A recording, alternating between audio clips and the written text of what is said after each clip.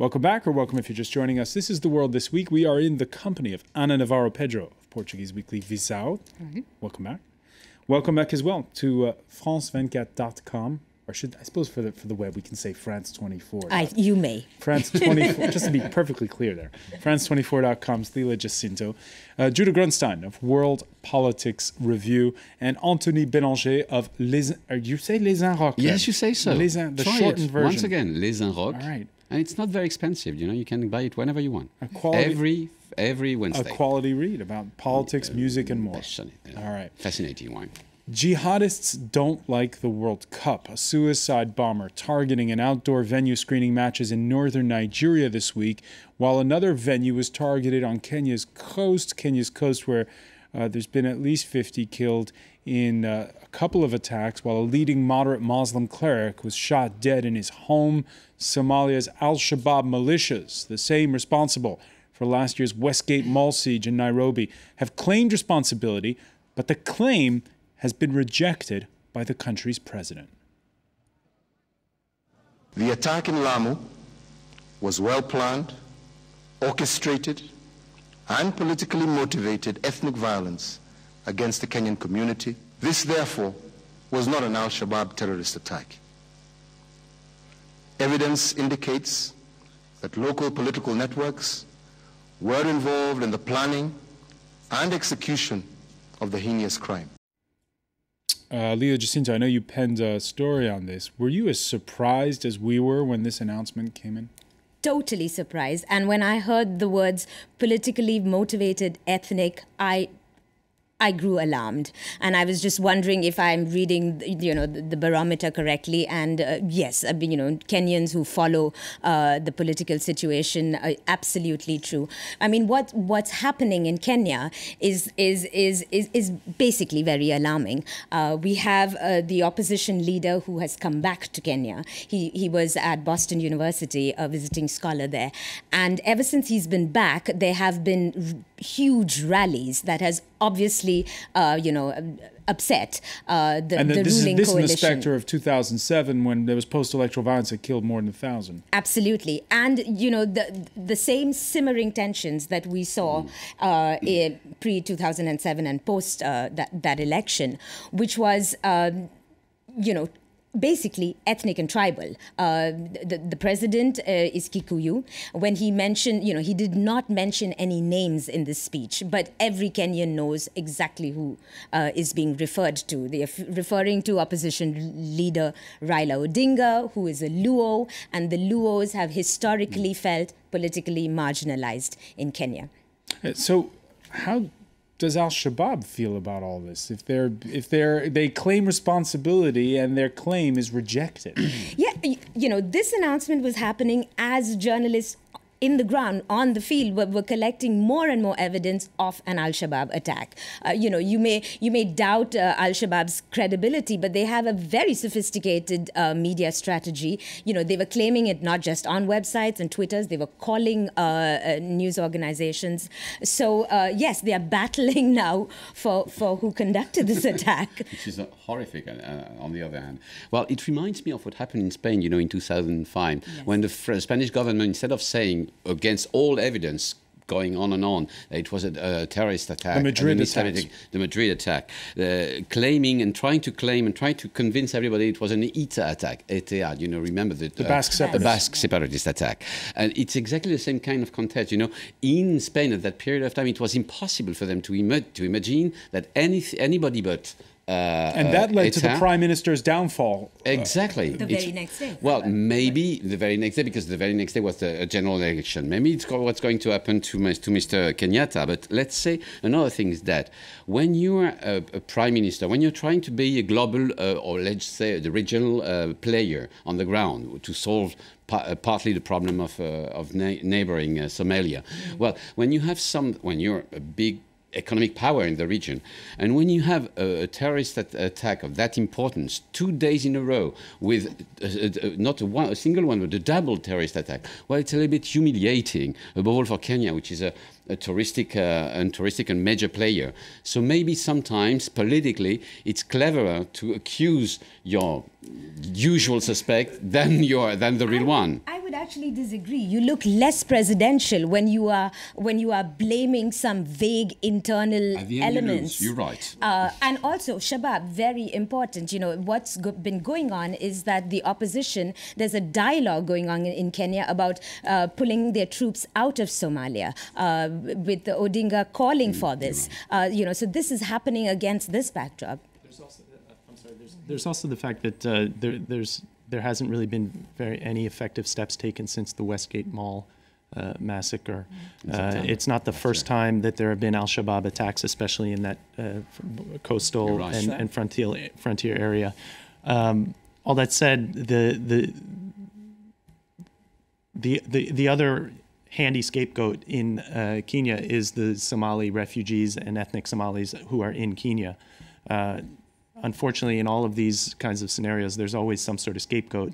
In a country like Kenya, where the stability is so fragile and so delicate and volatile, anytime something like this happens, it kind of risks some sort of conflagration, which is one of the strategies behind the attacks. We were talking about obtuse governing politicians in the case of Prime Minister of Iraq, and this is the same kind of, blindness, political blindness.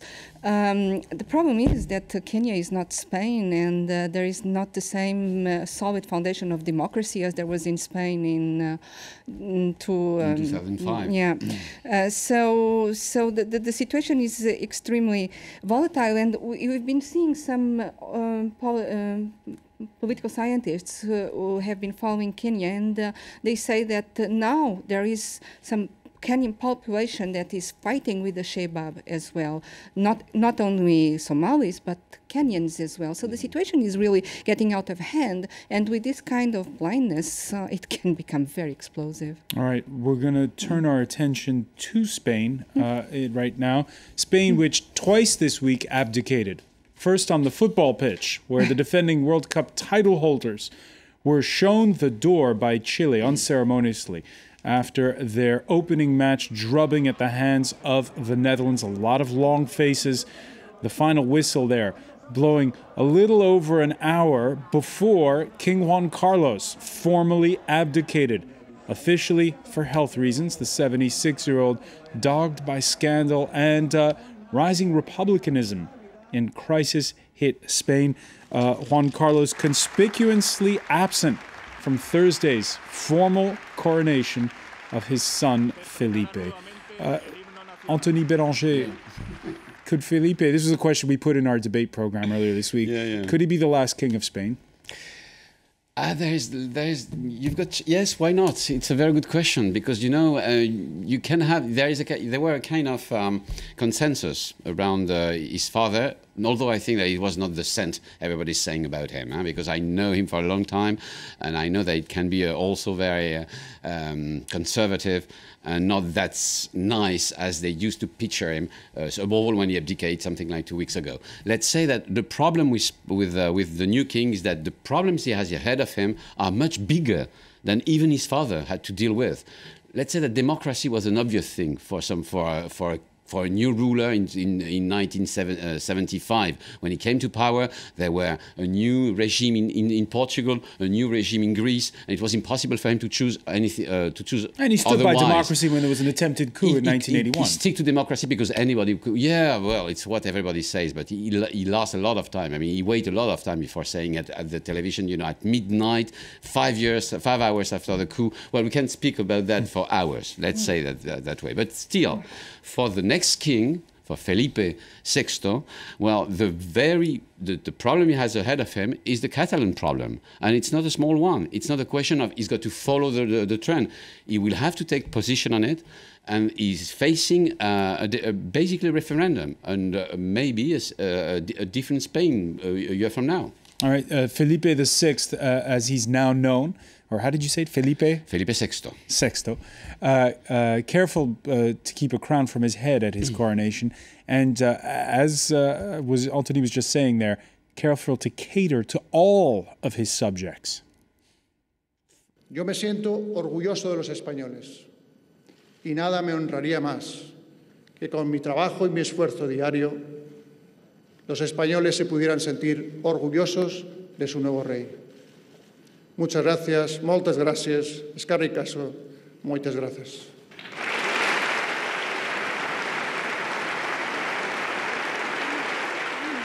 Thank you in Basque, thank you in Galician, thank you in Catalan. Very good. Important. Coming from Iberia Peninsula, okay, from the other country, I don't quite agree with you. I have nothing from monarchy. I believe it's really, we were talking about before, starting, we were just saying this is some kind of Middle Ages reminiscence.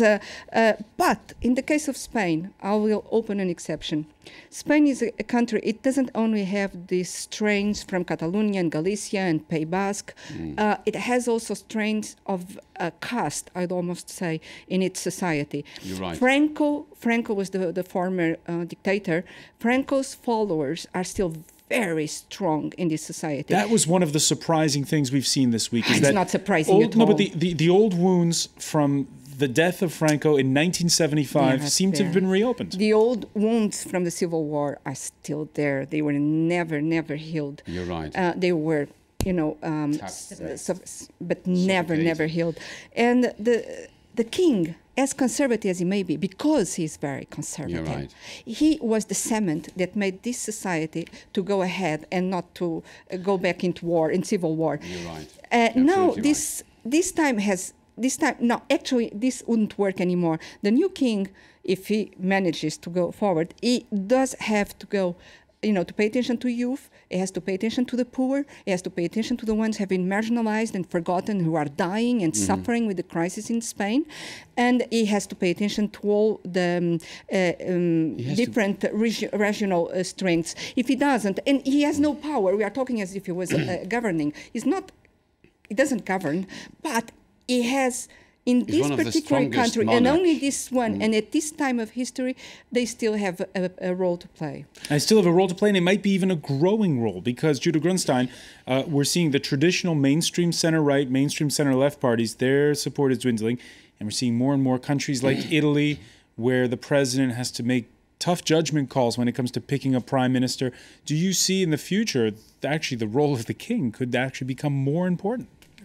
To be very honest, I'm not well enough informed in terms of the Spanish political system to know that. I mean, just in terms from a perspective of an American, where we got rid of the monarchy more than 200 years ago, and very thankfully so, and have been happy ever since to be rid of it.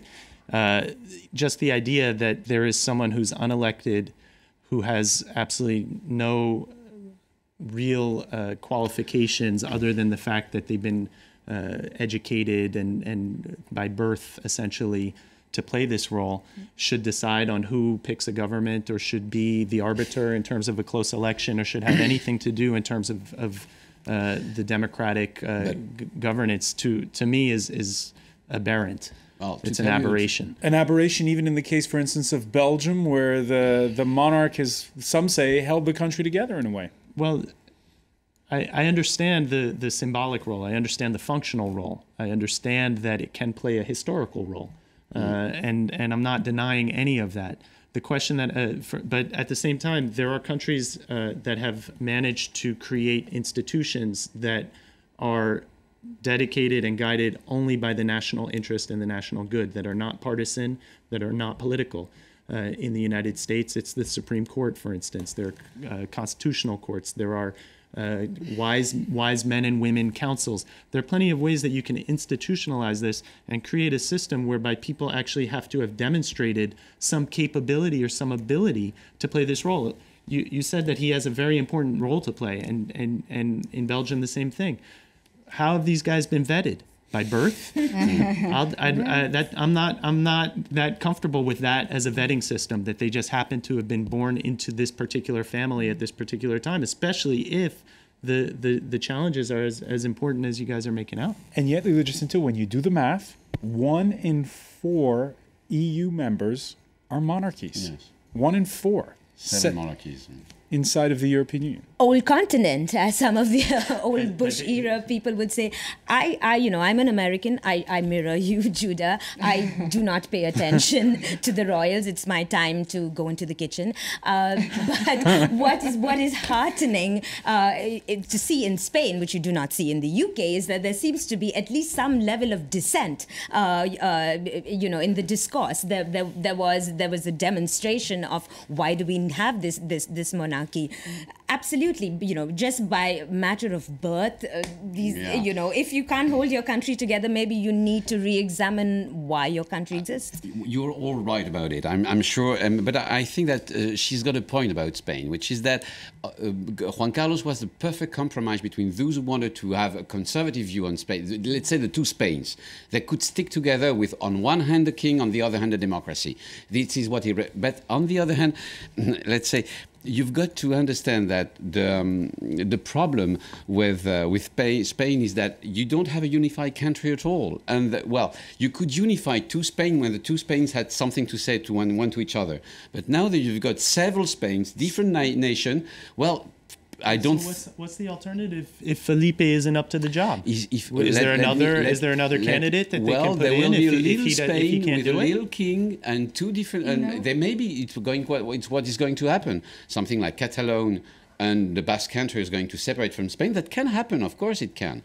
And you will have a little Spain with a little king in the middle of big Europe. And you could have a little Britain with a little Scotland. What is interesting is we started off by speaking about Iraq, and we're constantly saying in the post-colonial era that these nations were arbitrarily drawn by colonial powers, and in fact the colonial powers seem to be disputing their own national borders. So brilliant, it's a good point. It's what Mitterrand used to say. Nationalism is dead, is war above all, and it's what's happening in Iraq, and it's what's happening also in Europe you're talking in the UK, Ukraine, in Spain, in the former Yugoslavia too. Well, nationalism is war. All right. In case you haven't noticed, by the way, there's a common thread to most of our topics today. In fact, for the next 3 weeks, the common thread to most conversations around this great planet of ours is football. Not here. The whole world is indeed watching, excepting Anthony Bélanger. Except you'll notice that it's not just any ordinary bloke sitting down last weekend in front of Nigeria, Iran. We can show it to you there. Who is there? But, Iran's off-duty president, Hassan Rouhani. Well, he's not completely off-duty since he managed, Leela, to post this to Twitter.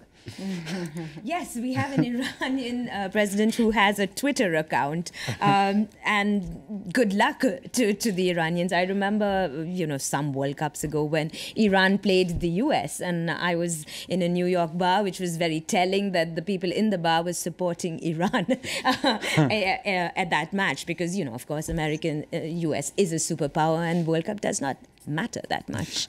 All right, we'll get back to whether or not the World Cup matters to the U.S. later. Hassan Rouhani, not alone in trying to get some political traction out of the World Cup. Anna, look away when we show you the next bit here. You might wince at the next one. After Germany's 4-0 thumping of Portugal, Thomas Müller celebrating his hat trick with a selfie of himself with the Chancellor, Angela Merkel, who was in Brazil. What are your thoughts on that, Anna? None whatsoever. To tell the truth, if we look, it wasn't Müller. It's not Müller. Who is in there? I can't say who that is, but I know it's not Müller. Oh, we have a specialist. Okay. Actually, if Spain was, sent home very early, we are probably going to be sent home very early. This is very interesting because we were the two powers that colonized South America, and so we are being kicked out in the very early round of the game. I mean, I'm advancing. Maybe Portugal will make a miracle. I don't know. But in terms of politics, it's extremely interesting. And of course, it's normal that it's being used as politically, because I think soccer is nowadays one of the last things that can bring about national unity without ballicist Without weapons, let's say. And in that sense, of course, it's going to be used. But for Portugal and Spain, it's also necessary not to use soccer or any possible victory as a distraction from the real problems in these two countries. So now we can get down So you can get some political mileage, but only so much. Then we can go to If Portugal does have a miracle, I hope it's just after tomorrow when they play the United States. I'm not a specialist in football, but I read the newspapers. For example, in Spain, they were saying the day after it's obvious that a team made of Barcelona players and Real players, just in that moment where Catalonia is fighting against the rest of Spain, couldn't play together easily. No. It was something totally different. Spain has been at the top of the world for 6 years. More than that. We got everything. I mean, they have to make room for others for a little while. The second thing, which is interesting, because I saw that I saw the comments about that match between Spain and Chile, and if you have read the Chilean newspaper, it's exactly what you said. The comment was the ancient colonial power. We pushed him away from South America. It was interesting. World Cups, though. But the thing, all revenge, let's say. I think there are two things in terms of the effect that the World Cup or that sporting events can have on countries. I mean, in France, for instance, there was the final qualifying game when it took a miracle to beat Ukraine and qualify the World Cup. The day before, I was convinced this country was on the brink of a civil war or some sort of revolution. The day after, everyone was, if not happy, calm, because the French are rarely happy. The truth is about these games too is that it's great for expats, because you run into a friend who's from Netherlands and he invites you to go see a game against Australia, and you talk about people are following each other's teams to see how their friends are feeling that particular day. And by the way, forgive me for contradicting Lila Jacinto, but even the land that calls it soccer is getting political mileage out of this tournament. U.S. Vice President Joe Biden visiting the locker room after Jurgen Klinsmann's side beat Ghana 2-1. Just how much, Judah, political mileage will Joe Biden get from that visit to the locker room? Joe Biden is sort of a phenomenon, so he is political mileage. Just he creates it as he breathes. But the truth is, I think that most viewers are very, very savvy when they see this. I was watching a game with a group of people, the French game against Honduras, and François Hollande was interviewed before the game, and he was talking about fixing an objective and sticking to it and having the courage to make a difficult choice. And it was obvious that he was talking about his own economic policy. Yeah. And everyone in the room was groaning and rolling their eyes, because really they just want to see the game. So in some ways, the politicians hogging the spotlight is kind of the price you pay for watching a good game. Hopefully a good game. To my point, which is Joe Biden is not getting that much mileage out of that on the domestic front. The mileage he got was out of sitting with Dilma Rousseff and trying to smooth in those U.S.-Brazil relationships, following Brazil's I bet he was more popular in the stadium than she was. This is true, and getting booed, and there's a lot of at stake with U.S.-Brazil relations. There's the summit of the Americas coming up. Dilma did not show up in Washington for a state visit.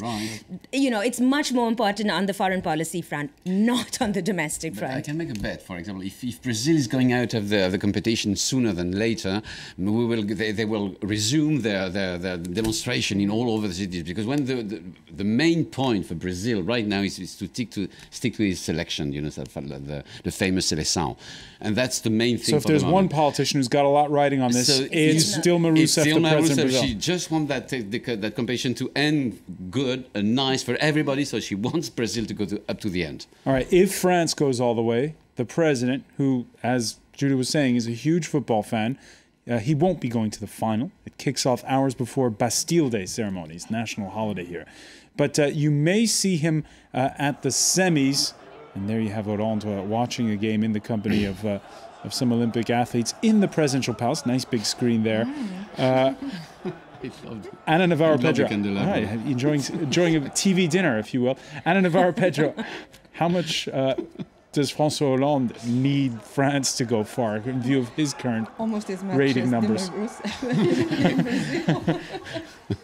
Yes, that would be really nice for him to have a victory in France and have people distracted from politics, from opposing his politics, for sure. But it doesn't last very long. Remember, France won 1998.